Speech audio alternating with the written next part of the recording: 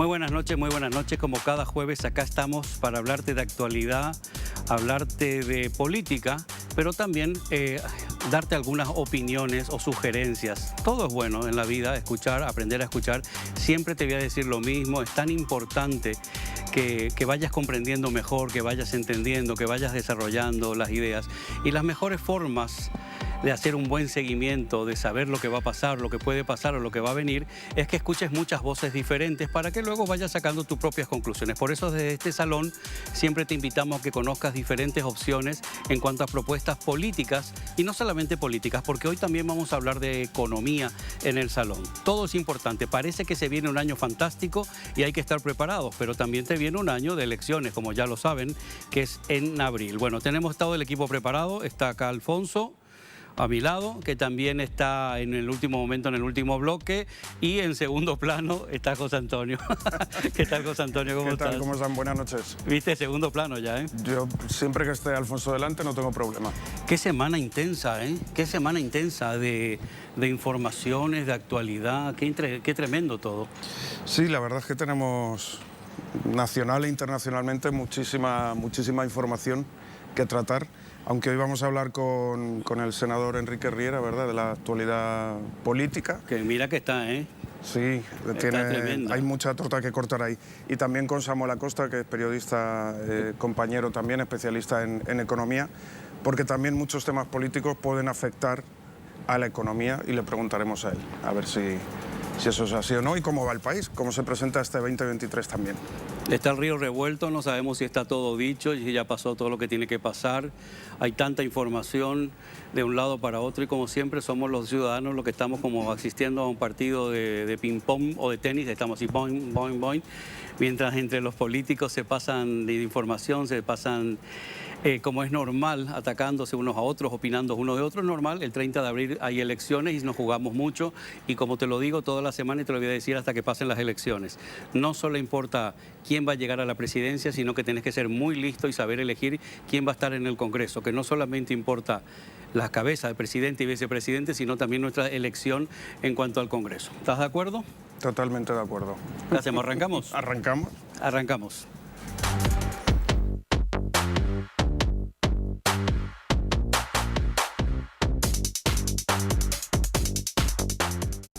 Hay que hablar directamente con los protagonistas, así uno se entera directamente de todo lo que pasa, directamente desde los protagonistas, como le decía el senador Enrique Riera. Buenas noches. Buenas noches, Luis. Buenas noches, José Antonio. Bueno, un gusto estar en tu programa y a las órdenes. Protagonista absoluto bajo mi punto de vista. Ha habido un momento en tu carrera política donde quisieron hacerte mucho daño, me parece a mí. Sí. Ha habido un momento donde, mi opinión, parecía que casi iban a conseguir lo que querían. Y de repente surgiste otra vez. Tomaste muchas decisiones y muchos cambios. Sí, efectivamente. Yo siempre digo que la política, como cualquier profesión, no es para cualquiera.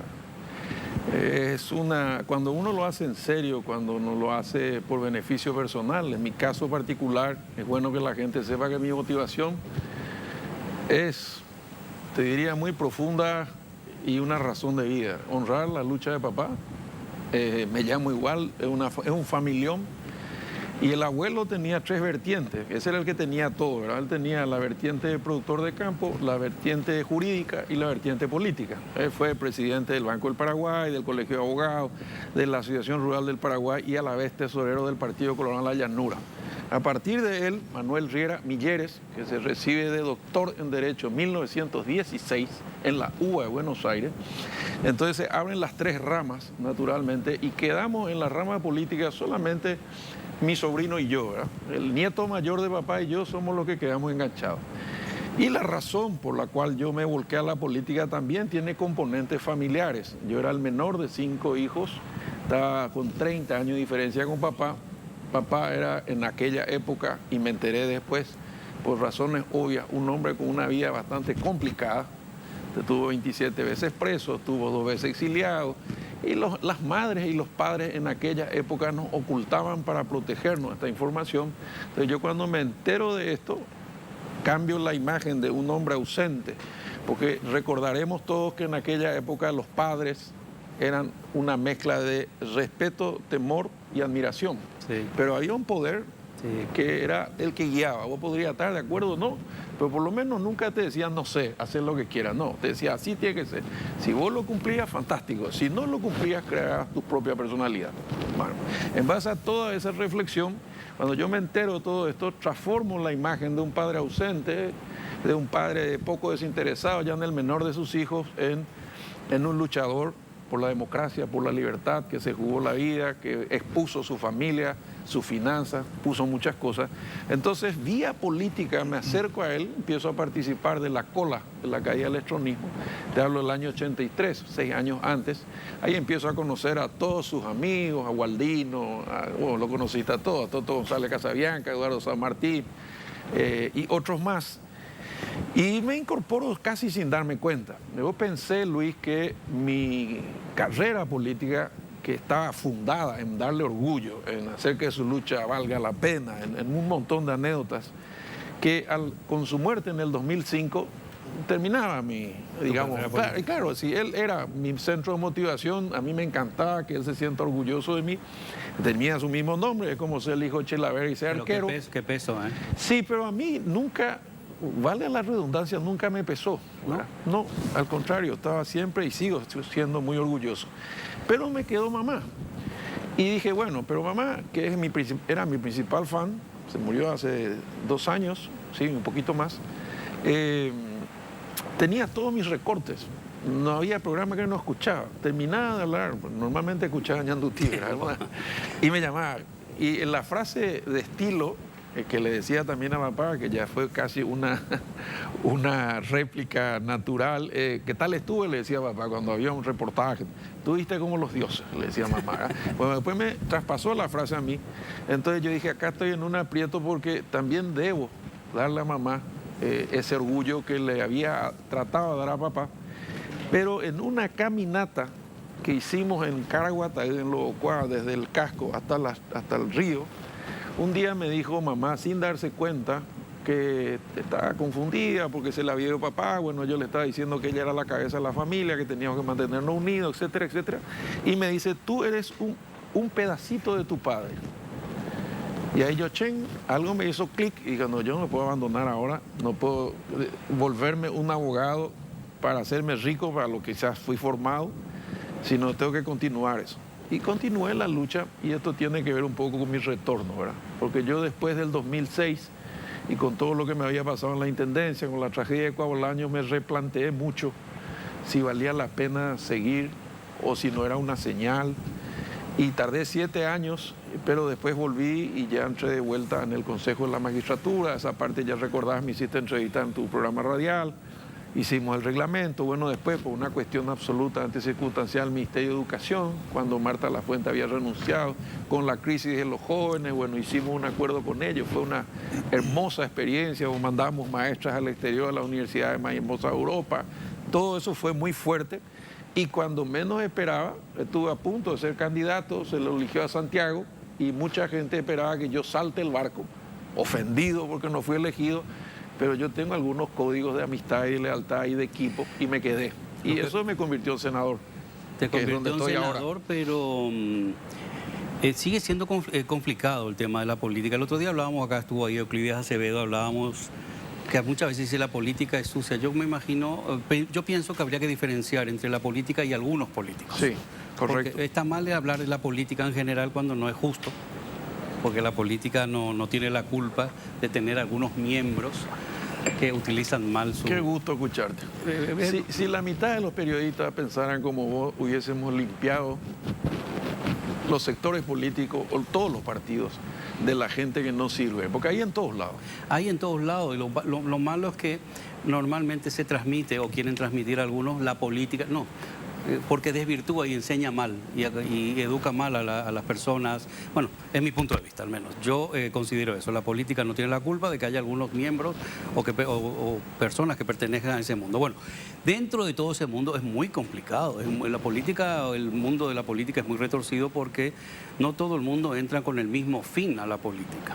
Entonces vos tenés que estar conviviendo con personas que de verdad quieren un fin social y un fin que es mejorar el país construyendo y otros que quieren mejorar sus cuentas, sus finanzas, sus grupos. Para mí fue muy sonado todo lo que tuviste que atravesar cuando estuviste a punto de ser nombrado embajador. En la OEA. Sí, sí.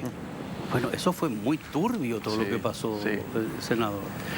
Fue porque también yo creo, ahora que ya murió papá, ya murió mamá, y yo ya estoy arriba de los 60, voy a cumplir 64 en unos días, dije, bueno, yo ya hice mi aporte, son 40 años, 22 elecciones, 14 cargos tuve en el Poder Ejecutivo, Legislativo, Judicial, Municipal, ayudé todo lo que pude, sacrifiqué muchas cosas, desde lo material, tener la misma casa hace 25 años, hasta lo familiar, muchos eventos, bautismo, casamiento, esos eventos que te invitan, no, y estás en Itacrí. Bueno, entonces dije, llegó el momento, ¿cómo puedo yo seguir aportando y ir retirándome de la trinchera? ¿Verdad? Y ahí en esa conversación con Euclides, justamente, que era canciller en aquel entonces, en un café informal sale esta historia. Y entonces él me dice, no estamos buscando nosotros un político con experiencia, porque esta es la única embajada que no necesita a alguien de carrera, sino por el contrario, la gente envía a sus mejores hombres porque ahí se discute la política hemisférica continental.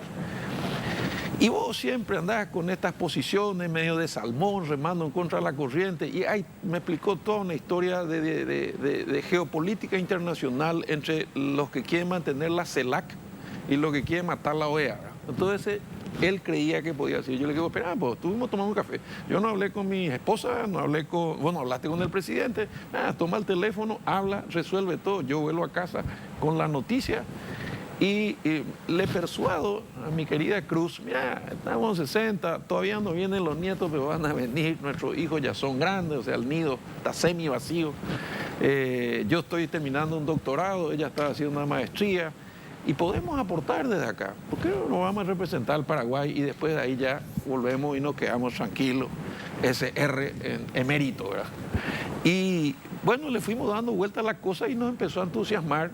Y el desafío, bueno, ya teníamos una lista de gente que quería ir a visitarnos, empezamos a averiguar departamentos, todo parecía que funcionaba bien. Inclusive el presidente me dijo, va a ser un privilegio, va a ser un prestigio, ¿estás seguro? ¿Vos no vas a entrar en la interna? No, le voy a sacar un dolor de cabeza, le dije, porque me peleo con todo el mundo, porque algunas cosas tolero y otras no. Me voy a ir tranquilo, ya está. Te vas a ir de la interna, nadie podía creer, porque yo soy un jugador hace 40 años, o ganando o perdiendo. Sí, siempre en primera fila. Siempre, siempre, diciendo lo que pienso y eso me cuesta muchas veces. Pero en ese interín, Luis, estaban terminando unas internas, el presidente envió el mensaje y ya hoy no tengo razones para no decirlo. Palabras más, palabras menos, y confirmado por varias fuentes, dijo algo así como, yo voy a cumplir mi parte enviando el mensaje y ustedes hagan la suya, rechazando el pedido. Porque acá lo doloroso no es que me rechacen mis adversarios que pueden no coincidir con mi pensamiento, sino que 12 senadores colorados se opusieron, ¿verdad? Y se opusieron porque estaban aliados con sectores progresistas, de la izquierda, de la oposición, llamarle cangrejo, que es la mayoría que detenta al Senado hasta hoy. Empezando por su presidente, Cachito, ¿verdad? Mi amigo, etcétera, etcétera, ¿verdad? Y muchos que me mintieron 10 minutos antes, yo le dije, no me expongan a este papelón, si no tengo los votos, retiramos el pedido, ¿verdad? No. Y entonces me mandaron al frente. Antes de eso, y hay que decirlo también, me hicieron pasar por varias pruebas. ¿Pero por qué eso? Y fui desobediente. O sea, la primera prueba es, hay que acompañar la candidatura de Víctor Ríos a la Corte Suprema de Justicia. Yo dije, pues, esperamos, vamos a dejarlo los colores. No era el discurso, no queremos politizar ni partidizar la Corte. Y vamos a mandar a un senador en actividad que actuó 20 años en el Partido Liberal a la Corte. ¿Les parece bien? No, este es un acuerdo, vos tenés que ser, si querés la embajada, bueno, error, ¿verdad? Es lo mismo que a vos te dicen, mira, traicionás tus principios y te damos 1 hora más del programa. No sabes qué, me quedo nomás con el Salón de los Pasos, ¿verdad? Después viene el tema de la propiedad privada, que para mí era esencial que una persona se pueda quedar con el fruto de su esfuerzo. O sea, sí, que se respete. Claro, que se respete. ¿Por qué? Porque alguien... No hay margen para discutir. No hay discusión. Y la propiedad privada son estos lentes, no son 5.000 hectáreas solamente. Esto es cepillo de dientes, o sea, hay que pensarlo en forma global. Bueno, pero por eso es... Y al oponerme, perdón, a los dos temas, entonces... La Cruz. La Cruz dijeron, no, vamos a hacerle pelota a este tipo, ¿verdad? Y ahí, yo también no le dije a mucha gente, ¿verdad? Pero en lo personal, Luis, Es como si vos, no sé, quisieras entrar a Ñandutí a tomar un vaso de agua de tía. ¿Usted quién es? Pero, hermano, yo soy Rubín, yo soy dueño de esta casa, esta es mi casa. Bueno, esa noche, tardecita noche, yo pensé en renunciar al partido, a mi banca e irme a mi casa. Porque sentí un dolor profundo de ingratitud con alguien que había dado su vida 40 años, mal o bien, con aciertos y errores, respetando voluntad popular, haciendo todo lo posible por limpiar el cauce de adentro, como decía papá, y sinceramente me sentí traicionado. Me sentí mal, dije, bueno, no vale la pena. No sé, yo ya creía que era la cúspide y la salida, ¿viste? Como cuando te retirás, el último partido. Ya te había hecho toda tu película, claro. Ya está todo organizado. Y claro, ¿cómo se llama? Michael Jordan, The Last Dance. ¿Entendés? Y me quedé, ¿verdad? Y ahí me quedé, bueno, creo que hoy se habrán arrepentido no enviarme, ¿verdad? Porque le sigo... Eso te iba a decir, yo creo que, justo te iba a decir eso, yo creo que a partir de ese momento tu cabeza hizo clic otra vez, sí. Y dije, no, ahora van a ver otra vez. Sí. ¿Me quieren acá? Sí. Porque ahora resulta que ahora vamos a tocar varios temas, resulta que cada negociación, cada viaje, eso te veo yo como en primera línea del movimiento donde estás trabajando. Te pregunté justamente en radio por qué te habías vuelto, quién te había llamado al movimiento Honor Colorado. Creo que me dijiste que fue el propio Santi Peña que fue te llamó. Santi y Tony Barrio son los primeros que me buscaron. En ese momento yo estaba, como le decía, en mi periodo de luto y llanto, ¿verdad? Quejándome y lamentándome. Me dijeron, mira, todavía tenés para darte, necesitamos volver, nunca tuviste problema acá, te fuiste voluntariamente. Porque hay que recordar que yo me fui 2 años, pero me fui con toda la intención de, como quien quiere montar, terminar de probar una teoría que a mí me acompañó siempre. Nosotros decíamos en el Mopoco que cuando mejore la oferta electoral, la gente iba a responder. Entonces la clave era no presentar la mezcla. Lo bueno y lo malo, tratar de ubicar lo mejor de cada comunidad y tratar de que esa comunidad lo respalde.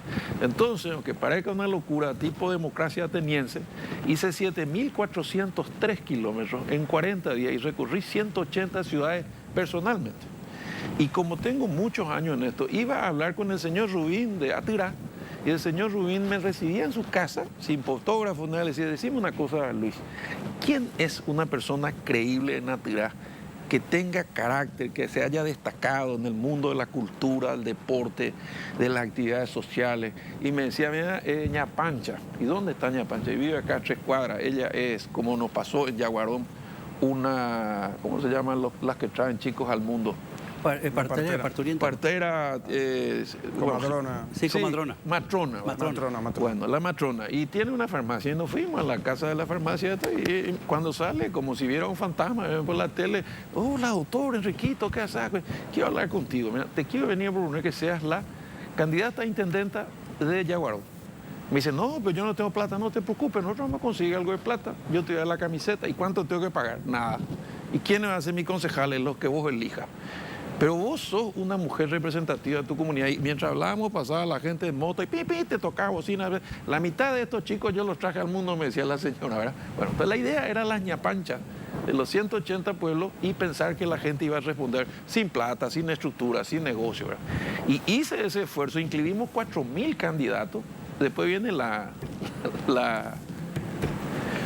pandemia, ¿verdad? Se complica todo, se complica la recaudación, se complica la militancia, pero en fin, presentamos 4.000 candidatos y sacamos 140.000 votos, que es más o menos 14-15% de la electora de Colorado en aquella interna. Entonces yo dije, bueno, este es el porcentaje de gente que se mueve ante un buen producto. Es importante, es espectacular, porque son 3 estadios de Sajonia llenos, pero no es suficiente. Entonces, después de 2 años de hacer ese esfuerzo de potenciar gente, ¿qué es lo que surgió?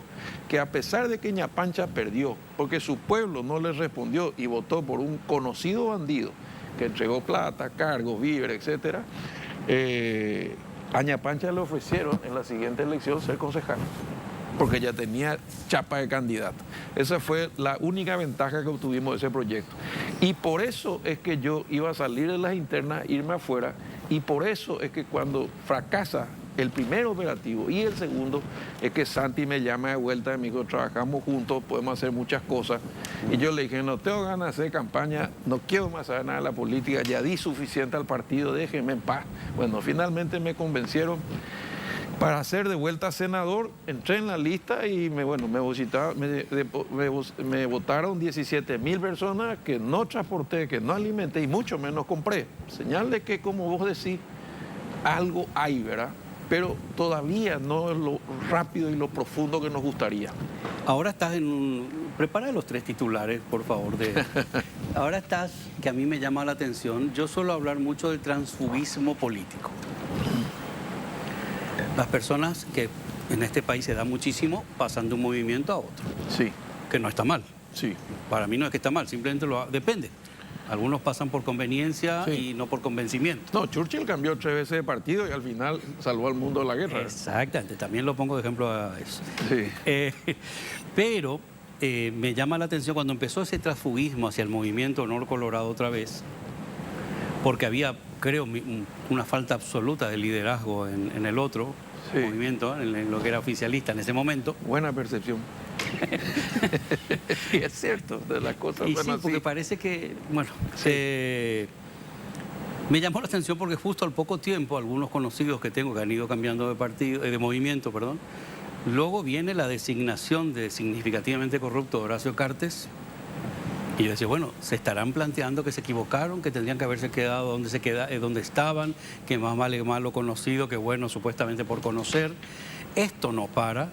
El tema de Cartes y lo que está pasando ahora con los negocios, las empresas.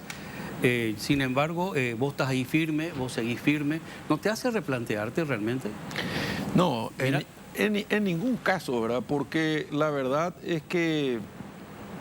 A ver, ¿cómo te explico? Cuando uno está en un equipo, de alguna manera comparte los mismos objetivos y apunta a la misma dirección. A ver si nos explicamos ahora.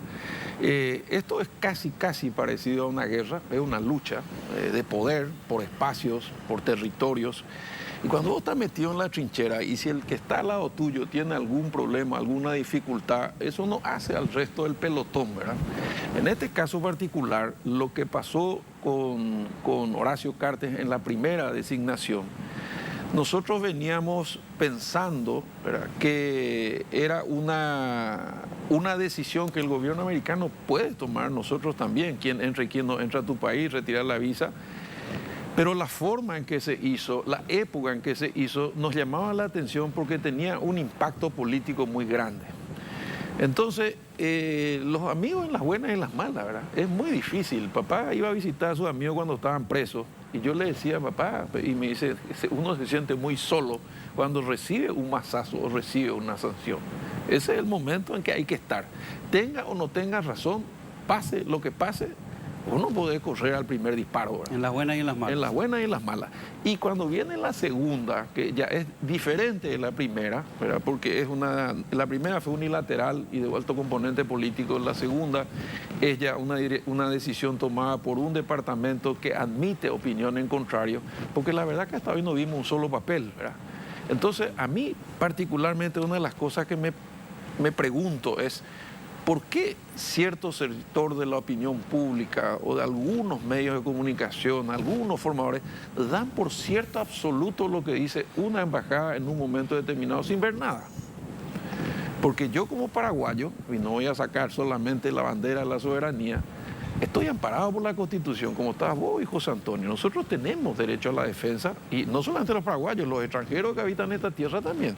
Tenemos derecho a la presunción de inocencia, tenemos derecho a la obligatoriedad de mostrar pruebas. Nada de eso cumplió.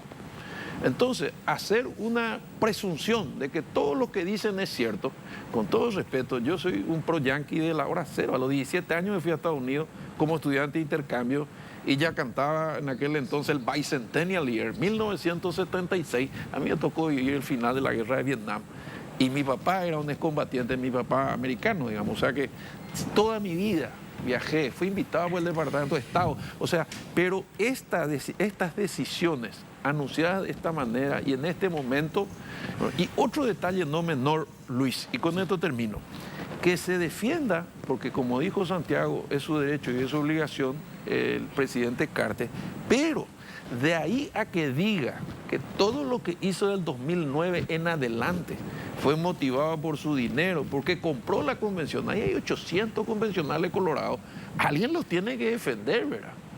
No digo que no haya sucedido o que sucedió en parte, no sé, pero fue así un tiro de escopeta. Después dijo que se compraron todos los parlamentarios para obtener sanciones en beneficio. ¿Ahí cuántos parlamentarios hay? Y después yo formé parte de su gobierno.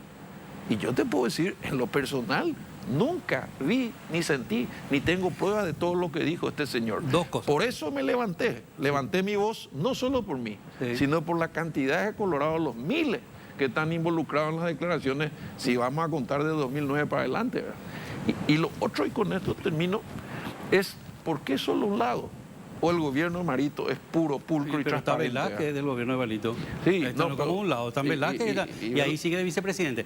Dos cosas porque voló el tiempo. Sí. Primero, se habla de que el presidente formó una especie de equipo para preparar la información para que actúe la embajada y para que la embajada... ¿Escuchaste eso? Sí, escuché. Escuché y yo creo que él está detrás de esto, ¿verdad? Y hoy lo dijo Peta. O sea, veníamos diciendo esto, me habrá escuchado muchas veces, ¿verdad? Porque yo no soy de retroceder cuando se escucha la primera bomba. Y lo dijo Peta en medios públicos, en un programa. Dijo, yo como ex fiscal y otro grupo de fiscales, y todo a Regui, a Fuster, a Fernández y a no sé quién más, fuimos reclutados por el gobierno de Marito para urdir pruebas a través de todos los vínculos institucionales que tenemos para perseguir al movimiento y a su líder. Con todas las letras lo digo. Entonces, los abogados tenemos una frase muy dura, a confesión de parte, relevo de pruebas. Él lo dijo, no es que yo hasta ese momento nadie lo había reconocido. Hasta hoy, nadie. Y el propio presidente dice, soy soldado disidente del cartismo. Si es disidente, quiere decir que alguna vez perteneció. ¿Cuál es la razón por la cual se enojó? ¿Principios? ¿Valores? ¿Intereses? ¿Por qué? A mí lo que me llama la atención es que por lo visto te dicen todo por el partido, pero ellos mismos hacen daño al partido. Entonces no termino de entender a qué realmente le llaman el partido o es su partido particular. Eso es lo que Y es un lenguaje ambiguo y yo creo que va a quedar solo y va a ser responsable de lo que está pasando porque realmente, y también hay poca gratitud y poca reciprocidad, porque cuando a él le tocó, todos le ayudamos. Todo. Se le paró varios juicios políticos, frenó Cartes. También, buena memoria. Pero además de eso, antes, porque hay que entender algo, yo fui incorporado por el movimiento de Honor Colorado sin ser originario y recibí todo el apoyo. Pero cuando yo estaba en esa época, Luis, Marito no salía en Burbucharoga. Era tomar cocido con coquito todas las tardes, era tratado como un prócer. Bueno, yo te iba a decir también mi opinión. Sí. Creo que si de verdad querés al partido, tendrías que hacerte a un lado, sin tanto daño. Ahora se está hablando que a lo mejor no se consiguen créditos. No. Bueno, pero que, Enrique, pero, cuando el río suena, piedras lleva, dice. Yo estoy de acuerdo. Me gustaría ver las piedras al final. Y por otro lado, te diría que si vamos a ser solamente parte del club cuando es campeón no mete goles, entonces no somos buenos hinchas, ¿verdad?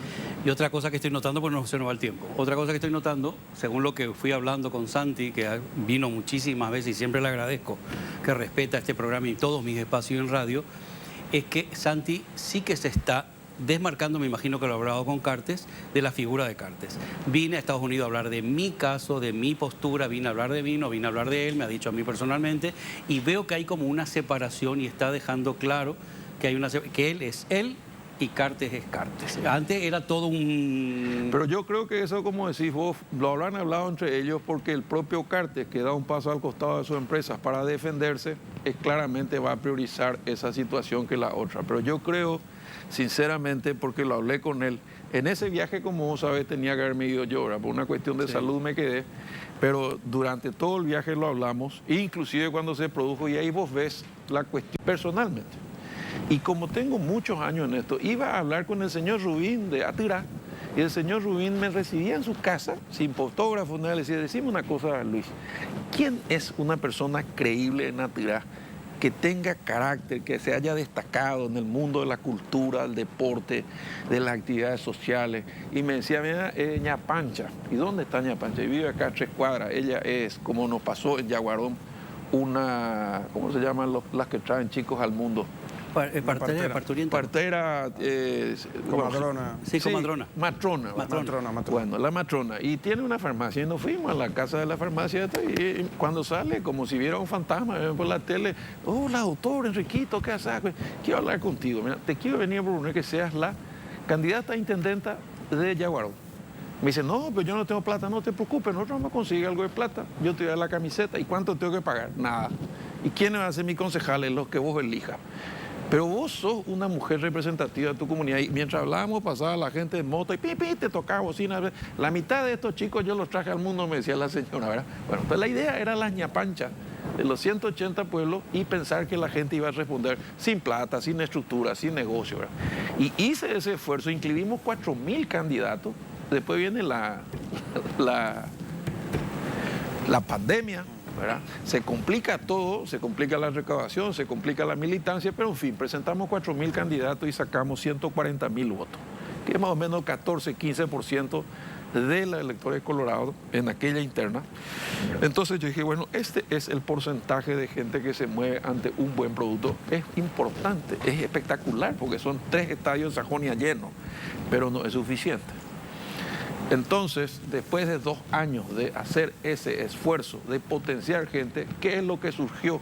Que a pesar de que Ñapancha perdió, porque su pueblo no le respondió y votó por un conocido bandido que entregó plata, cargos, víveres, etc., a Ñapancha le ofrecieron en la siguiente elección ser concejal, porque ya tenía chapa de candidato.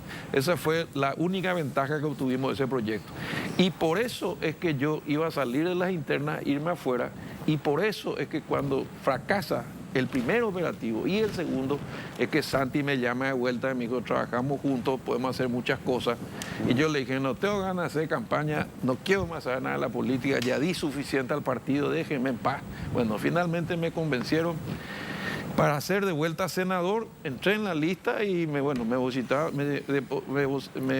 17.000 personas que no transporté, que no alimenté y mucho menos compré. Señal de que, como vos decís, algo hay, ¿verdad? Pero todavía no es lo rápido y lo profundo que nos gustaría. Ahora estás en un... Prepara los 3 titulares, por favor. Ahora estás, que a mí me llama la atención, yo suelo hablar mucho del transfugismo político. Las personas que en este país se da muchísimo pasan de un movimiento a otro. Sí. Que no está mal. Sí. Para mí no es que está mal, simplemente depende. Algunos pasan por conveniencia y no por convencimiento. No, Churchill cambió 3 veces de partido y al final salvó al mundo de la guerra. Exactamente, también lo pongo de ejemplo a eso. Sí. Pero me llama la atención cuando empezó ese transfugismo hacia el movimiento Honor Colorado otra vez, porque había, creo, una falta absoluta de liderazgo en el otro movimiento, en lo que era oficialista en ese momento. Buena percepción. Y es cierto, de las cosas. Y sí, porque parece que, bueno, me llamó la atención porque justo al poco tiempo, algunos conocidos que tengo que han ido cambiando de partido, de movimiento, perdón, luego viene la designación de significativamente corrupto Horacio Cartes. Y yo decía, bueno, se estarán planteando que se equivocaron, que tendrían que haberse quedado donde estaban, que más vale malo conocido que bueno supuestamente por conocer. Esto no para. El tema de Cartes y lo que está pasando ahora con los negocios, las empresas. Sin embargo, vos estás ahí firme, vos seguís firme. ¿No te hace replantearte realmente? No, en ningún caso, ¿verdad? Porque la verdad es que, a ver cómo te explico, cuando uno está en un equipo, de alguna manera comparte los mismos objetivos y apunta a la misma dirección. A ver si nos explicamos, ¿verdad? Esto es casi parecido a una guerra, es una lucha de poder por espacios, por territorios. Y cuando vos estás metido en la trinchera y si el que está al lado tuyo tiene algún problema, alguna dificultad, eso no hace al resto del pelotón, ¿verdad?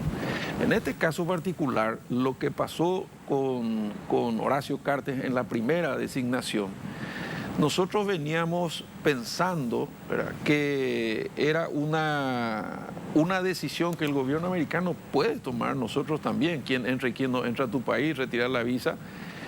Pero la forma en que se hizo, la época en que se hizo, nos llamaba la atención porque tenía un impacto político muy grande. Entonces, los amigos en las buenas y en las malas, ¿verdad? Es muy difícil. Papá iba a visitar a sus amigos cuando estaban presos y yo le decía, papá, y me dice, uno se siente muy solo cuando recibe un mazazo o recibe una sanción. Ese es el momento en que hay que estar. Tenga o no tenga razón, pase lo que pase, uno puede correr al primer disparo, ¿verdad? En las buenas y en las malas. En las buenas y en las malas.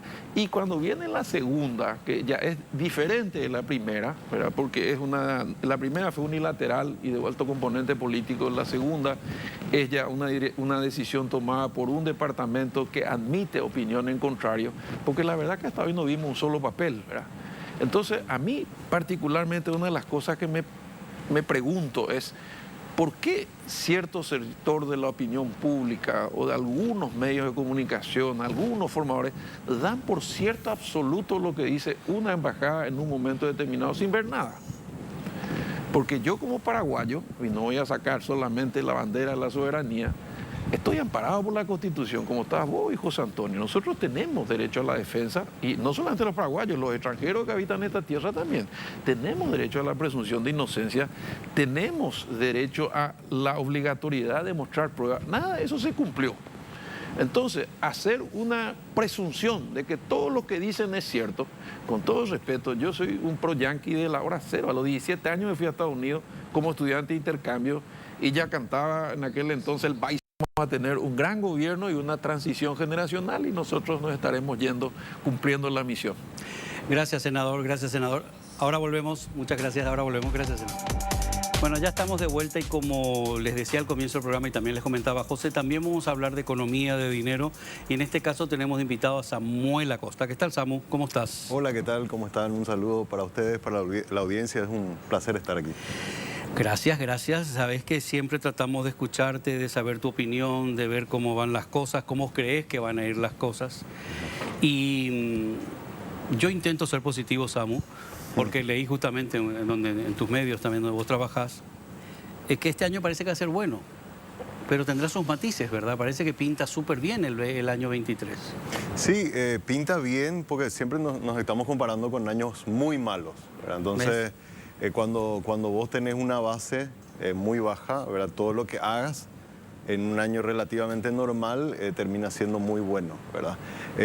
Si te remontás a, no sé, creo que el último año bueno que tuvimos fue allá por el 2018. 18. ¿Verdad? Ahí todavía estamos muy lejos. Hay cosas que post pandemia todavía no se han normalizado. Pero bueno, por ejemplo, por el lado del agro, ahora comenzó la cosecha, ¿verdad? Y le estaba escuchando a la gente de la Unión de Gremios que están hablando de buenos rendimientos. Parece que este año vamos a llegar a las 10 millones de toneladas, ¿verdad? Que eso es bueno, porque 10 millones de toneladas, digamos, es el potencial que tiene Paraguay, pero en un contexto donde el precio está alto. Eso es bueno porque le va a dar un oxígeno económico no solamente a ese sector, sino a toda la economía, ¿verdad? Hoy día el precio de la soja está rondando por los $560 por tonelada y ese es un muy buen precio, ¿verdad? Hay que recordar que, por ejemplo, en 2018, 2017, si vamos más para atrás, teníamos ese volumen de producción, pero con precios que estaban en 300, 350, con lo cual hay un ingreso adicional que lo que podemos adelantar es que va a ser que a partir de marzo y en abril, este precio del dólar comienza a bajar. No muy fuerte, pero sí no vamos a tener estos niveles muy altos que tuvimos desde el principio de año. Qué buen punto tocas, porque es uno de los temas que siempre hablamos con José también en radio, en el equipo, es que lamentablemente cuando lees un análisis económico en base a años anteriores, a mí me choca y me molesta porque creo que debería ser el matiz que vos acabas de hacer. Depende qué año sea. Yo me basaría en el 18, porque el 19 fue terrible, nos frotamos las manos porque el 20 iba a ser fantástico, vino la pandemia, y entonces no son tan reales ciertos análisis. Te va a ir bien en relación a lo que vos dijiste, eso es muy importante. Sigue siendo un motor, sigue ayudando, sigue estando bien, pero quiere decir que por más bien que vaya este 23, nunca va a ser como fue el 18, todavía no llegamos a ese punto. No, yo por ejemplo, tomaría, viste que hay algo que se llama como el PIB nominal, que es el tamaño de la economía, ¿verdad? Nosotros en el mejor momento llegamos a estar cerca de los 40.000 millones de dólares, el tamaño de nuestra economía. Y bueno, después de todos estos años tan complicados, 2019 sequía, el 20 la pandemia, 21 estábamos ahí con el Omicron tratando de recuperarnos, el 22 fue más o menos normal al principio, se vino esta sequía fuerte y después tratamos de recuperarnos, con lo cual que este año ojalá no ocurra ningún fenómeno que complique las cosas, sí volveríamos a pasar esa barrera de los 40.000 millones, ¿verdad? Algunos hablan de 42.000 millones, sería más o menos el PIB de Paraguay este año. Entonces, después de un 2018 que fue el último año donde veníamos como una locomotora creciendo, recién ahora como que la cosa se vuelve a normalizar, ¿verdad? Y nos tardamos casi 4 años desde que comenzó este bajón. Pero de igual manera hay que decir que Paraguay nunca dejó de crecer. Ni en pandemia tampoco, ¿verdad? O sea, estuvo patado. Claro, en 2019 hubo una pequeña recesión, 2020 0,2, viste que ahí son números pequeños, sí. ¿Verdad? En 2020 recuerdo que estábamos también en menos 0,2. 2021 se dio el efecto rebote de un crecimiento de casi 5%, pero con respecto a un año que estuviste prácticamente parado, no creciste nada. Y el año pasado fue un crecimiento de 0,2 otra vez. O sea, es como que te estancaste, te frenaste durante 3 años y recién ahora comienza de nuevo a moverse la cosa, ¿verdad? Y eso se comienza a sentir en que se está reactivando ciertas inversiones y bueno, y ojalá le vaya bien al campo así como se está esperando. Sí. Quería preguntarte, a grandes rasgos, siempre hablamos del campo que es, no sé qué porcentaje exactamente. Ahora con Riera lo hablábamos también justamente. Con Riera lo hablamos. Claro, la matriz de producción y de generación de PIB del país depende mucho del tiempo que hace, de si llueve, si no llueve, el tiempo atmosférico. ¿Hacia dónde camina Paraguay?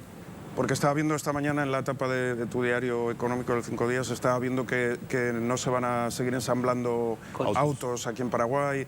Se escucha que el gobierno no ha estado apoyando a la producción de valor añadido, por ejemplo, en el caso de la soja. O sea, ¿hacia dónde tiene que ir Paraguay para no depender tanto de si llueve, si no llueve? Está bien, pero...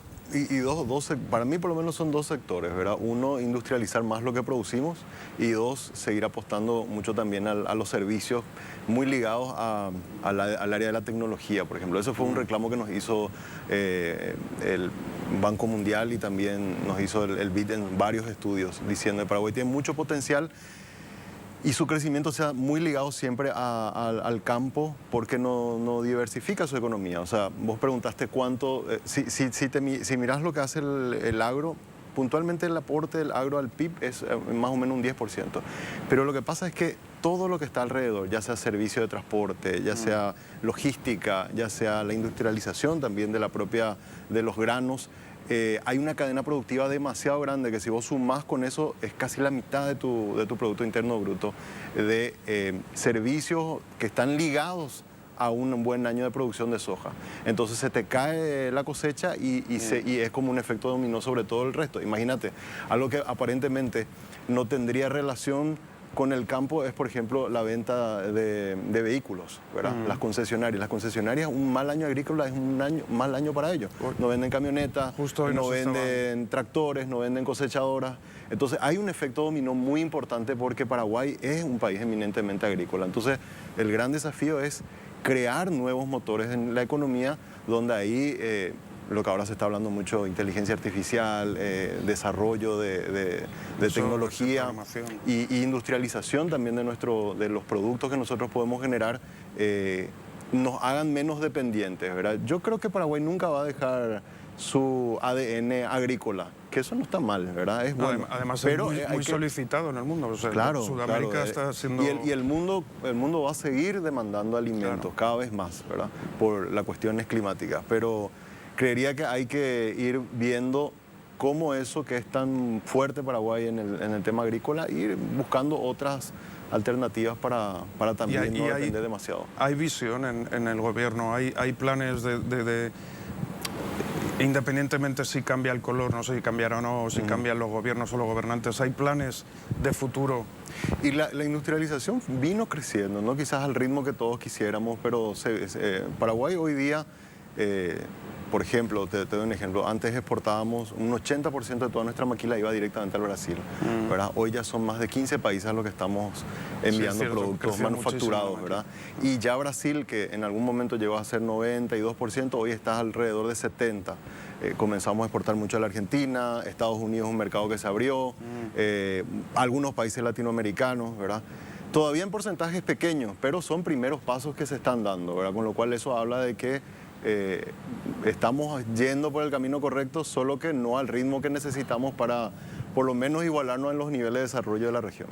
Yo no había pensado, justo lo comenta José, esta mañana estábamos visitando un grupo grande justamente que se dedica al rubro de los coches. Sí, una marca. Unas marcas determinadas. Sí. Y justamente nos decían lo importante que era para ellos el campo, o cómo evolucionar el campo para sus actividades. Sí, es que nuestras mayores ventas están en el interior, en el Chaco, en el Alto. La gran parte de la importación de camionetas 4x4 es pensado para los ganaderos o los agrícolas, ¿verdad?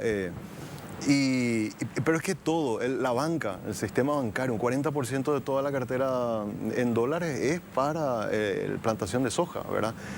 Y así, un mal año agrícola hizo el año pasado, que después de sucesivos récords en la bolsa de valores, tengamos un volumen negativo. O sea, no creció, decayó incluso 16% del volumen de negocio en el mercado de valores. Y entonces, vos decís, son cosas que aparentemente están muy desconectadas, pero en realidad es transversal el campo para Paraguay. Bueno, voy a ir, vamos a venir. Bueno, ya me vas conociendo a veces. Estoy preparado. Y sí, porque se me ocurre, me voy pensando, muchas de las cosas que para mí es una batalla, como si fuera personal, y aunque no tengo negocio, es el tema del contrabando. Sí. Y cómo afecta el contrabando en todo, ¿verdad? Yo intento entender que las familias tienen que comer, tienen que hacer, ¿verdad? Y algunas te dicen, no puedo, no me queda otra forma que recurrir a eso. Claro.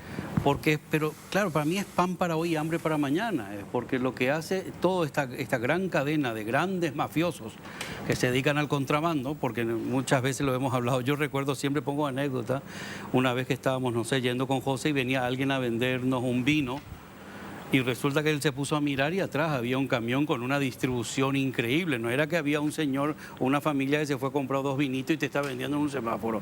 Hay toda una estructura enorme. O cuando queréis hablaba de 140 camiones. O bueno, este gobierno o el que venga, yo no veo realmente grandes propuestas de lucha contra el contrabando, fortaleciendo nuestras fronteras, protegiendo al industrial. Vos hablás, y ustedes también se dedican mucho a eso, y nosotros como también, aparte de hacer contenido, vendemos, y escuchás esa falta de lucha frontal contra el contrabando.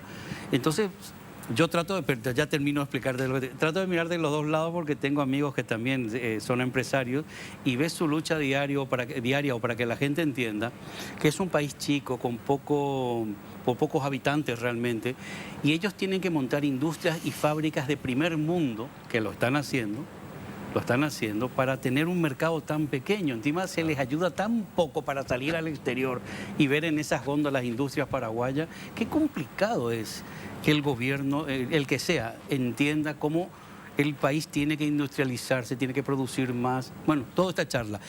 ¿Cómo se puede luchar contra el contrabando? ¿Cómo se puede meter en la cabeza que la formalización les va a dar salud? Bueno, salud. Sí, pero también. Te doy un ejemplo que me parece que viene al caso. En estas semanas estuve entrevistando a gente justamente del sector combustible, preguntándole cómo se viene este año, ¿verdad? El tema de los precios, el año pasado nos golpeó. Imagínense que ustedes casi 40% o más del 40% aumentó en algún momento en general el precio de los combustibles. Y hablando con ellos me dicen la misma cosa. Nosotros quisiéramos hacer más inversiones en el sector de los combustibles, generar más empleo, ¿verdad?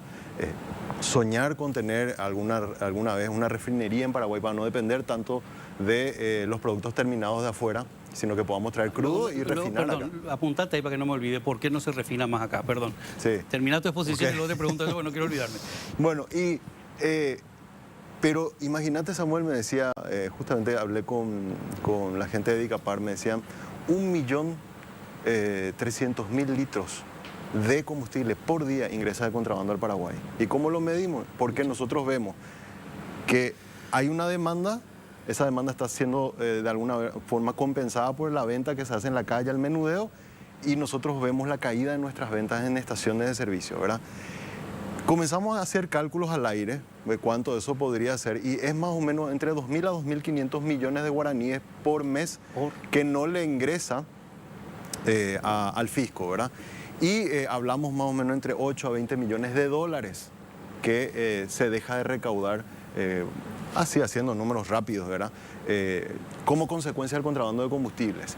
Y vos hablabas de salud, de educación, o sea, ¿cómo el fisco va a tener ingresos genuinos por una actividad lícita para después distribuir a inversiones en el área social o en el área de inversión si es que está pasando esa cantidad de volumen extraordinario de combustible de forma ilegal, con las consecuencias que eso después puede llegar a generar? Ya hubieron en Ayola, recuerdo que hubo un accidente grave, que incluso hubo gente que murió al manipular esto, ¿verdad? Entonces, ¿cómo le decís también a un empresario, sabes que invertí en una planta refinadora o invertí en más estaciones para que haya hacia el interior del país? Yo hace poquito, hace un par de semanas, hice ese camino de Pilar hasta Asunción, por lo que va a ser la nueva ruta de conexión, ¿verdad?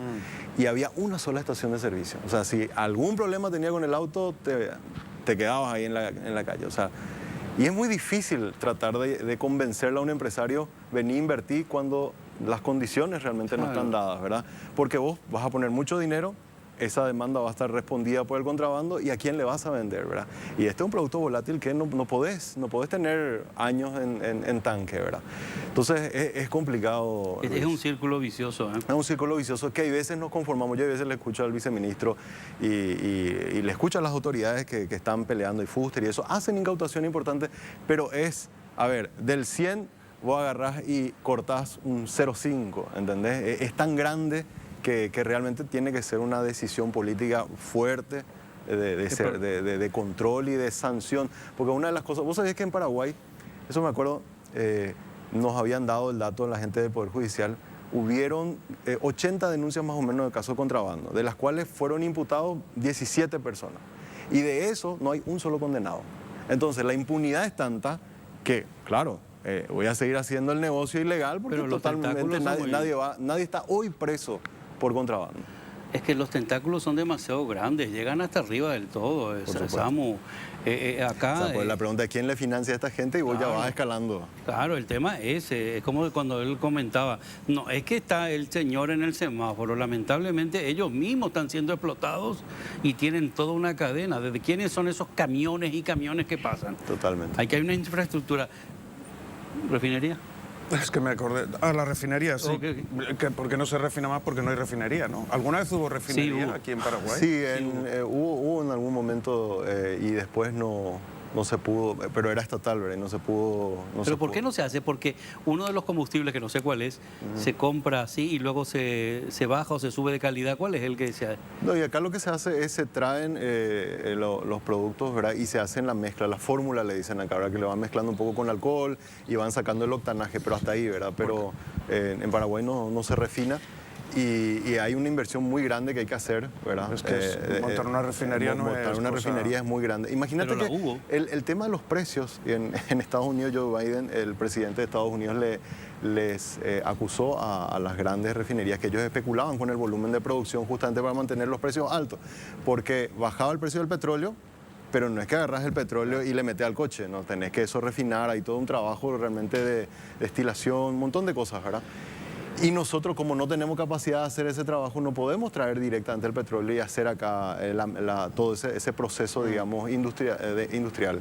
Tenemos que comprar ya el producto terminado y hacer alguna pequeña mezcla acá para hacer las variantes, el 90 octano, el 95, ¿verdad? Sí. Y eso que hace... comercial, claro, no es lo mismo comprar un producto que es la materia prima, que comprar ya algo con valor agregado que siempre te va a ser más caro. Que ya ha pasado por otras empresas y otros... Vamos a hacer lo siguiente. Tenemos que ir a un corte, pero a la vuelta le quiero preguntar a Samu cómo él está viviendo todo el tema de las empresas del Grupo Cartes. Hablando de combustible. Cómo puede afectar a la economía, hasta dónde él cree que es verdad lo que nos dicen, estamos siendo manipulados, afecta al mercado.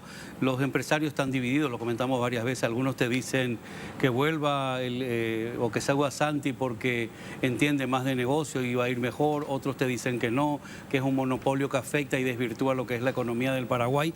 Así que vamos a ir a un corte y ahora hablamos con Samu. No te dije que íbamos a hablar de eso, ¿verdad? No, pero está bien, vamos a ver. Hablamos de eso. Ahora volvemos. A ver, que me intriga mucho el universo Cartes, el mundo Cartes, cómo afecta a Paraguay. Me intriga, decía papá, siempre contaba mi padre, que tenía un amigo que creía que cuando la intriga era muy grande era ya una intriga. Intriga. Y ya era una intriga, decía Ahí papá. venía el acento. Sí. Está bien. ¿Qué hay, vos te dedicas tanto al mundo económico? ¿Hasta dónde afecta todo lo que te dije antes? ¿Hasta dónde nos puede afectar? ¿Hasta dónde se ve afectado el mercado? ¿Es monopolio lo que está haciendo? Contanos un poquito tu visión de todo esto. Bien, a ver, evidentemente era claro que el grupo Cartes como un grupo empresarial está muy ligado a la política y era evidente que ellos iban, al principio cuando esto explota, iban a tratar de minimizar el impacto, pero quienes sabemos un poquito cómo funciona el mundo de los negocios y sobre todo lo que implica una lista OFAC, ¿verdad? Que el Departamento de Estado del Tesoro de Estados Unidos te sancione, porque es una especie de lista negra, es la lista donde nadie quiere entrar. ¿Se acuerdan cuando hablábamos de Gafilati? Queríamos que Paraguay se libre de eso, de la lista negra. Bueno, algo parecido pero a nivel privado. Entonces, sabíamos que eso iba a tener una repercusión porque hay algo que en el sistema financiero se llama la debida diligencia, ¿verdad? O el compliance, le dicen, ¿verdad? Que todos los bancos tratan de, por una serie de regulaciones internacionales y también locales, no inmiscuirse o tratar de evitar que cualquier tipo de negocio salpicado con alguna denuncia de lavado, de corrupción, les afecte, porque pueden perder su corresponsalías de interconexión internacional con los Estados Unidos.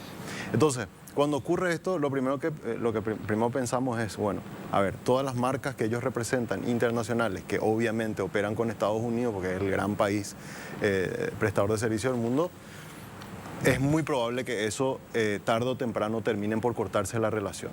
La primera y la más inmediata fue lo que ocurrió con Lusic, ¿verdad? Con el grupo Lusic, porque Andrónico Lusic, el chileno, obviamente él vive en Estados Unidos, él tiene operaciones multimillonarias en Nueva York y claramente no iba a exponerse a un negocio muy pequeño a que eso se vea comprometido, ¿verdad? Una pregunta antes que avances, porque me acordé ahora que fue tanta noticia cuando Marito comenta que el Banco Central le anulaba la transferencia a BASA. ¿Cómo era que ya? El banco, no es el Banco Central, el Banco Nacional de Fomento. Perdón. O sea, lo que pasó es lo siguiente. Te digo porque va unido a... Sí, el Banco Nacional de Fomento lo que hacía era, le ayudaba a hacer esa transacción de cambio de divisas, ¿verdad?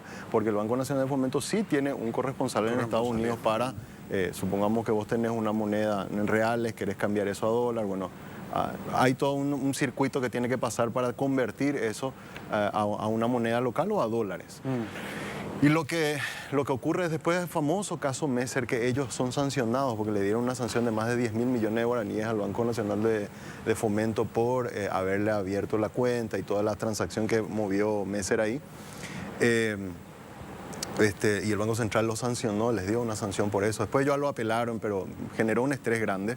Ellos dijeron, bueno, señor, nosotros no queremos más tener ningún tipo de negocio que esté ligado a cuestiones que por lo menos hayan sospecha, que era, por ejemplo, las cuentas bancarias de Tabesa, ¿verdad? ¿Cuándo fue eso? ¿Te acuerdas que me fue? Y fue hace como 1 año y medio por ahí, ¿verdad? Que nosotros lo habíamos anunciado, nos dijeron que nosotros habíamos mentido hasta que después de un par de semanas salió y se confirmó la información, ¿verdad? Bueno, y... Entonces el único canal que ya le queda, por lo menos hasta donde sabemos, le queda al grupo, digamos, como para interconectarse con los sistemas financieros a nivel global, es la corresponsabilidad que tienen con el Banco Nación de Argentina, que no sé cómo va a quedar ahora. O sea, hay que preguntar. Si bien es cierto, el Banco BASA no tiene participación Horacio Cartes propiamente, ¿verdad? Pero... porque el 91% de las acciones está a nombre de su hermana. Hay investigaciones de CEPRELAT que indican que los préstamos que tiene Sara con Horacio son equivalentes llamativamente a el valor de las acciones, ¿verdad? O sea, si vos sumás todos los préstamos en pagaré que tiene Sara Cartes con Horacio, vos sumás y después ves el valor de las acciones, ese 91%, y te coincide, ¿verdad? Con lo cual hay esa sospecha de que en realidad es una forma disfrazada con la cual el verdadero dueño es otro y no es Sara, ¿verdad? Pero eso para mí, perdón, es tratar de tonto al gobierno americano, decir yo me desligo legalmente, perdón, supuestamente de las empresas, pero sigue siendo él, ¿entendés? Totalmente. Y ahora lo último que hicimos, porque estuvimos hablando con muchos juristas también en Estados Unidos, incluso con algunos técnicos allá preguntando, bueno, ¿qué pasa? Porque acá lo que se está hablando es que, y hay una especulación, esto aclaro, es rumor, de que las sesiones que ahora se van a hacer, como Horacio se desliga, las sesiones van a ser a los hijos, se les va a ceder las acciones a los hijos, ¿verdad? A los hijos de Horacio. Pero ahí lo que nos dijeron algunos juristas es si ellos hacen eso, lo que están exponiendo es a sus hijos que ya tienen la visa cancelada, que también ingresen a la lista OFAC, ¿verdad? Y igual nomás el problema va a seguir porque entonces, a partir de ahí sus hijos también van a ser afectados, ¿verdad? Entonces, es una situación muy complicada, porque si quieren vender las acciones, el que le venga a comprar las acciones, si una empresa vale 10, con todo este lío, este ruido que hay, probablemente les va a decir, mira, yo te doy un valor inferior a lo que realmente vale esa empresa. Entonces, vender les puede hacer perder mucho dinero, ceder a los hijos les puede exponer a los hijos a que también ingresen a una sanción financiera, y por eso es que ellos contrataron un bufete de abogados del exterior como para ver cuál es el camino con el cual pueden llegar a solucionar este lío. Decía Riera hace un rato, hablando de las sanciones, de todo eso, que claro, que no hay pruebas de nada y que se da uno por hecho, y algunos medios dan por hecho. Yo te voy a decir una cosa, si no hubieran pruebas no hubieran sancionado. No, yo te digo lo que digo, por eso claro, te digo, claro, te dice como... Las pruebas van a venir, pero van a venir cuando ya aparezca el Departamento de Justicia. O sea, eso hay que tenerlo claro. O sea, por ejemplo, Banco Central cuando hace una sanción, ¿verdad? Cuando te sanciona o las cuentas canceladas, ¿verdad? Eso todavía no pasa a un ámbito judicial y es un ámbito administrativo. Este es un ámbito todavía administrativo, ¿verdad? Está una sanción política, ¿verdad? Que el Grupo Cartes no lo supo entender, que era ya un riesgo para ellos. Ahora viene una sanción económica que va a seguir teniendo repercusión, ¿verdad? Aunque lo nieguen, va a seguir ocurriendo esto. Por eso esas alertas, no sé si vieron el fin de semana de que una de las empresas le dice a un banco, no me cierre por favor la cuenta bancaria porque en realidad estamos tratando acá de solucionar antes de febrero la sesión de acciones. Va a seguir pasando eso, ¿verdad? Y después viene una tercera parte, porque ellos tienen que cerrar todo el paquete en Estados Unidos para efectivamente iniciar el proceso judicial y la judicial. La judicial. Leí esta mañana que... Ahí van a aparecer las pruebas. Ahí van a aparecer las pruebas. Van a aparecer, claro. Pero ahí ya va a venir con un pedido de extradición. Es mucho más complicada la cosa ya. Sí, le pregunté también a Garrera si ellos estaban contemplando dentro del grupo, del movimiento, la posible extradición de Cartes, ¿no? Parece que no. Leí esta mañana que todo el sistema operativo de la empresa de cementera de ellos también les retiran la licencia o no. Sí. Microsoft. Microsoft, ¿sabes? ¿Leíste? A Secom. A Secom. Sí.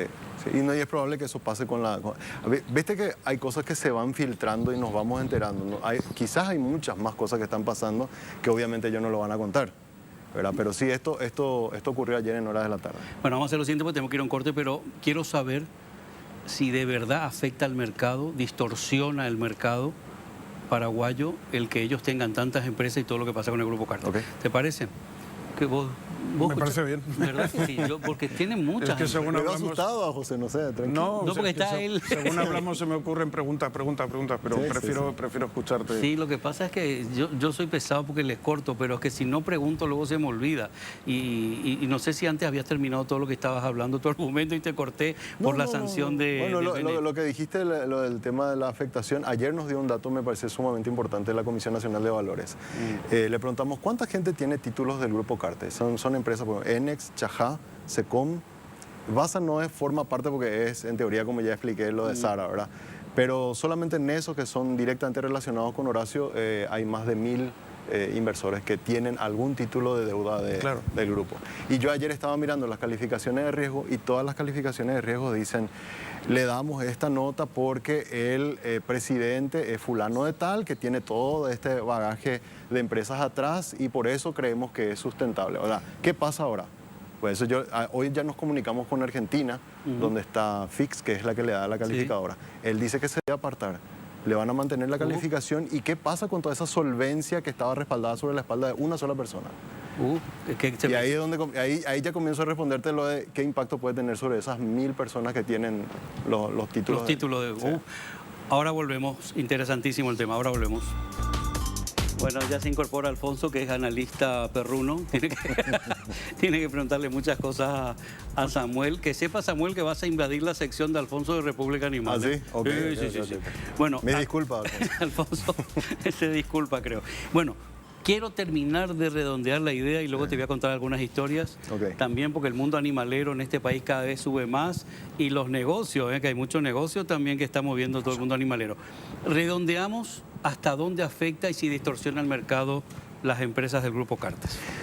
Bueno, a ver, lo del tema del mundo de las inversiones en la bolsa de valores, claramente, a ver, me decían a mí, algunos brokers se llaman, los que hacen intermediación, que cuando ocurrió lo del significativamente corrupto, hubo mucha gente que, por precaución ya, decidió salirse de algunos títulos. No fue masivo, pero sí hubo gente que tenía en su portafolio alguna inversión ligada a esas empresas que decidieron, bueno, vender esa y comprarse otras, ¿verdad? Y diversificaron su inversión. Eso todavía no ocurrió, pero puede ocurrir, es lo que me dijeron a mí gente de distintas casas de bolsa con las que yo pregunté, che, ¿ustedes están viendo algún movimiento? Y eso me respondieron.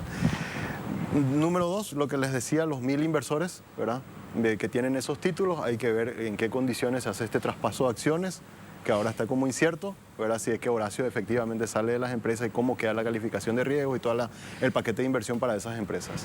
Y hablamos, esas empresas, hablamos... ¿Qué? A ver, empresas de propiedad directa o también en los que tienen una alta inversión, por ejemplo, en publicidad, como en algunos medios que tienen... sus empresas hacen una alta inversión en publicidad. O sea, si ese grupo se diluye... Sí, va a tener un efecto, ¿verdad? Va a tener un efecto. También después están los números. El Grupo Cartes hablaba de 10.000 funcionarios. Yo no creo que son 10.000. O sea, los números que nosotros manejábamos hasta hace un par de años estaban rondando los 3.500 con las nuevas inversiones. Eso sumaron y creo que rondan los 6.000. Igual es mucha gente, ¿verdad? Y después está también el hecho de que hay muchas empresas que prestan servicios a las empresas del Grupo Cartes como proveedoras. Eso explica por qué hay mucha gente de distintos gremios a los que les llamás, le pedís una opinión y no quieren hablar. Eso. ¿Verdad? No quieren hablar porque en realidad hay muchos intereses económicos que están entrelazados con ellos, ¿verdad? Puede que ellos en off tengan su opinión, que en algunos casos incluso nos dan, pero no pueden hablar porque tienen muchos negocios vinculados, ¿verdad? Y si llegan a hablar, temen también que mediáticamente los medios de ese sector... Entonces distorsionan el mercado. Comiencen a decir, ah, sí, pero yo te vendo a vos tal cosa, ¿entendés? Entonces se cuidan, ¿verdad? Se cuidan de no opinar, ¿verdad? Y vos acabas de decir, eso genera una distorsión. Eso distorsiona el mercado y aparte también la historia que dicen algunos, que algunas empresas están sustentadas con dinero de otras y que realmente no están facturando ni dando unos beneficios, entonces no son empresas que estén realmente... Pero eso aparece en las propias calificaciones de riesgo, es decir, el frigorífico que ellos están a punto de lanzar, en la calificación de riesgo dice que gran parte o la mayor parte del capital está sustentado por las demás empresas, con lo cual hay un hilo así muy delgado que es lo que sostiene muchas de las inversiones que aparentemente parecen... Pero eso es, rápido, eso es normal, o sea, tú puedes tener una empresa, invertir en otra... Por supuesto, lo que yo hablo nomás es de que no se puede minimizar el impacto que esto va a tener, ¿verdad? O sea, cuando hablan de que esto no va a pasar, porque escuché que alguna gente le dijo, no es tan así. Y ellos se están dando cuenta que no es tan así, porque lo minimizaron desde un principio y ahora están viendo el efecto real. Bueno, se acabó. Se acabó el tema de dinero, cambiamos de tema. Gracias, Samu, no te muevas de acá. Dale. Te voy a contar la historia de una de mis rescatadas. Se llama Donna. Atendé bien y te vas a morir de envidia lo que es esta niña. A esta niña, esta gatita, nadie la quería porque decían que era fea, que parecía una ratita y no sabían qué era realmente. La llevaron a la radio con un grupo de 9 gatitos y al final decidimos agarrarla y adoptarla. ¿Y cuál es nuestra sorpresa cuando fue creciendo? Que esta gata, aparte de tener ojos color turquesa, parecía un puma, era una gata un poco rara y resultó ser, mira qué fea era, mira, ¿viste que parecía una ratita? Y resultó ser una gata que tiene una raza que se llama Abisinia, que son unas muy especiales, y cuando fue creciendo Samu, audiencia, se convirtió en toda una diosa hermosa, mira lo que es, parece un puma, toda una diosa hermosa, y te digo, y nadie la quería y mira por dónde, tengo la suerte de tenerla Y ahora justamente estamos colaborando con un grupo, con Edith Ortiz. Este jueves hacen una castración masiva. Van a hacer que lo están haciendo con mucho esfuerzo, que es lo que el país debería hacer realmente, las autoridades, para proteger tantos barrios que la gente está desesperada, hacer castraciones masivas para que estas colonias no sigan aumentando y aumentando. Bueno, en mi caso yo tuve la suerte de tener esta preciosa gatita. José. En nuestras redes sociales le vamos a dejar la información para esta jornada de castración masiva que va a ser en Asunción, cerquita, bueno, al lado de la iglesia de San Cristóbal. Ahí le vamos a dejar el teléfono, flyer y todo para que se puedan anotar. En las redes lo van a ver. Ahora volvemos, quédate con nosotros, ahora volvemos. Bueno, Samu, se fue el tiempo volando. Si podemos hacer un redondeo bien cortito, porque no tenemos tiempo. ¿Vamos a respirar entonces este año 2023 si no hay algo raro? Sí, eso por lo menos es la perspectiva. Por el lado de los servicios están mejorando. La inflación no va a estar muy fuerte como fue el año pasado. La actividad agrícola viene bien, ¿verdad? Esperemos que las elecciones, independientemente de quién gane, no generen tanta incertidumbre para que también las inversiones no se corten. Así ojalá. Esa es la expectativa. ¿Vos sos animalero? Sí. Ah, ojo, Todas las mascotas que tengo en casa fueron adoptadas. Felicito, te felicito, todas. felicito. ¿A quién agradecemos? Agradecemos a Complot, que toda la semana nos viste con estas camisas tan estupendas, y con los jeans o vaqueros, como se dice acá, con los jeans también, son de Complot. Sí, que no les voy a enseñar, pero... Gracias, vamos a terminar con música. Gracias, Samu Acosta, otra vez, muchas gracias. ¿Con quién terminamos? ¿Con qué música? Vamos a terminar con un tema que se llama La Fórmula, que cantan Maluma y un señor que seguramente conocen porque es como el cuñado de Paraguay, Marc Anthony. Maluma y Marc Anthony, La Fórmula. Hasta el jueves que viene, chao, chao.